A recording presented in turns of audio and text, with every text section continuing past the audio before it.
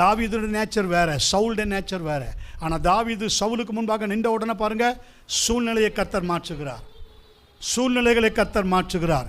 சவுலுடைய வாயிலிருந்து பிறக்கிற வார்த்தையெல்லாம் பாருங்கள், அப்படியே சரண்டர் வேர்ட். ஆனால் தாவீதை பார்க்கறதுக்கு முன்னாடி பாருங்கள், அவனை கொண்டே போடுவேன், அவனை உண்டுலன்னு ஆக்குவேன், அப்படி செய்வேன், இப்படி செய்வேன். ஆனால் அவன் முன்னாடி போய் தாவீது எப்பெல்லாம் நிற்கிறானோ அப்போல்லாம் பாருங்கள், he will surrender. Hallelujah. What is that?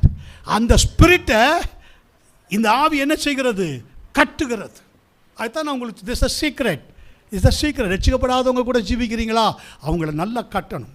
அவங்க முன்னாடி போய் நின்றுக்கிட்டு இயேசுவின் நாமத்தில் உன்னை கட்டுகிறேன்னா அவங்க உங்களை ஒரே கட்டி தூக்கி வச்சுட்டு போயிடுவாங்க. ஸ்பிரிட்டில் பைண்ட் பண்ணணும், ஆவியில் என்ன செய்யணும்? அவங்க காது பட கேட்குற ஜபத்தில் அவங்க உங்களை கட்டுகிறேன்னா அவருக்கு இன்னும் கொஞ்சம் கோபம் வந்துடும். அது ஆவியை கட்டணும். அவங்கள போய் டைரெக்டாக கட்டக்கூடாது, அவங்க ஸ்பிரிட்டை கட்டணும். அந்த ஸ்பிரிட்டை நீங்கள் கட்ட ஆமென்.